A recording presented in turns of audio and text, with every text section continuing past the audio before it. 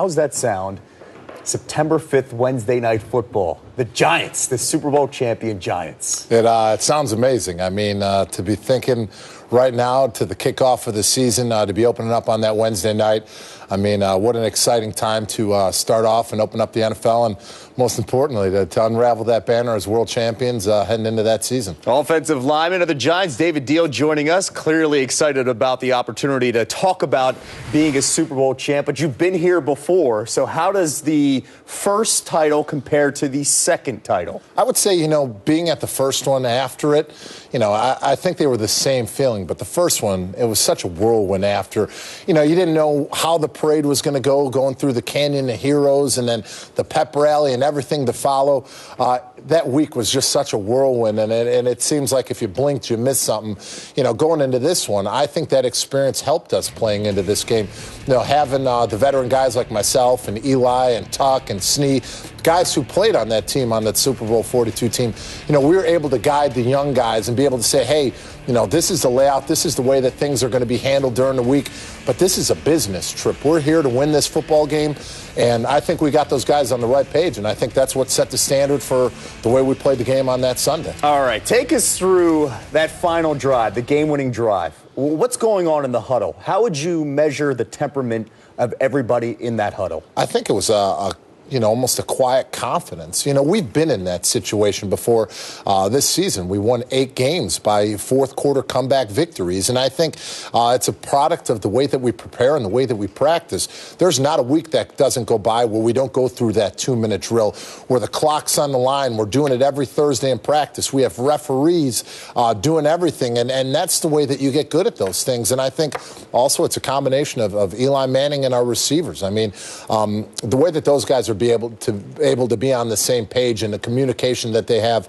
We've seen Eli and Mario hook up with that route before during practice. So for us, it's going out there and doing something that we're used to, and then that's preparing the way that we do during the week and going out there and laying it all on the field. And we just knew that was our opportunity to take over and win that football game, because they did a great job of controlling the drives before, and we knew that if we wanted to win this game, it had to come down to this drive. They had mic'd Bill Belichick for the game, and afterwards we found out that, hey, the defense focused on Nix and Cruz, and they wanted Manningham to be the focus, at least the defense for the Patriots. Was that the focus offensively? Did you guys sense on that final drive, we got to get Manningham involved? Well, I think you saw in the second half, the New England defense had a completely different philosophy. They started off in the first half of, having a 4-down front, really wanting to stuff the box. In the second quarter and the second half, what you saw a team that came out with a 3-down front. They wanted to play different coverages, and like you said, they wanted to do more to cover Nix and Cruz, which is going to leave somebody open, and that threat was Mario Manningham, and he made a huge play.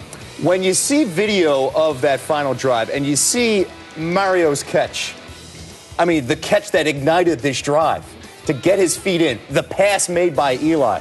What are your thoughts? My thoughts are it's going to happen. I mean, I remember, the last game, people continue to ask me in Super Bowl 42, the Tyree catch, were you able to see it? In that, there was such a mad scramble. It was a 2-minute drill. He caught the ball. You're just running down there to clock it. So we really didn't even see the way that he caught it until we were on the sidelines after we scored. Well, for this one, it's sitting there. We're in the middle of a drive. We're trying to win the football game, and we're watching it on the Jumbotron. Once we saw his feet come in, we knew it was over, and we knew he had that game. All right, now you got your, was that your ring finger on your left hand all wrapped up there? A little wrapped up. You went to Twitter a couple weeks ago because you had surgery. We got the picture of what this finger looks like underneath the bandage, and you have 7 screws tied into this broken hand. First off, when did you suffer this injury? And how does it feel now? I actually suffered it November 6th when we played New England during the regular season. I was blocking Vince Wilfork. He spun out, and my hand stuck in his pads while he spun out. So kind of had a little bit of a finger blowout, but I think fighting through it, playing the rest of the season with my guys, going out there and selling out for one another like we always do. I think it'll be well worth it once I have a ring that people won't look at that finger and be looking at the ring. But you played then the final 2 months in the playoffs with it broken. I mean, it's not just the finger. Open your hand up because it goes all the way down here to the palm, right? Yes, it was tough. I mean, but it's football's a tough sport, and I'm not the only guy. There's a lot of guys on our team that fought through injuries to be out there, and that's what football's all about. It's about accountability. It's that when things are on the line, you can look at the guy next to him in the eye and know that he's fighting the same for you. And that's been my repertoire since I've been here. I want to be a guy that's, no matter what the situation is, no matter what the game is, I'm going to be out there playing for the rest of my teammates and for my organization, because that's what I'm here to do. And I think that's how I've started over 150 games in my career. Before we let you go, I have to ask you this one question.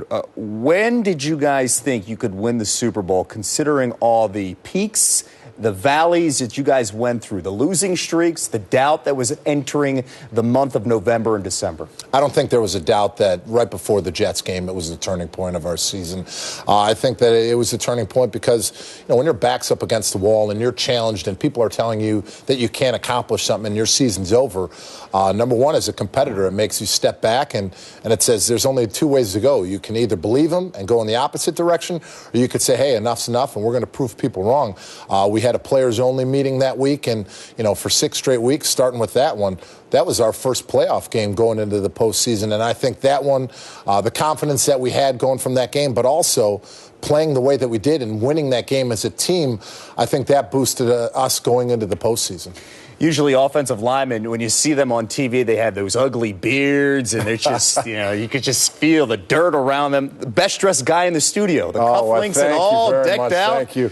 Well, it would take me about a week to grow anything close to a beard, so I'm a baby-faced guy, so I got to keep clean-shaven. I share your pain. Dave Diehl with us, offensive lineman for the Giants, 2-time Super Bowl champion.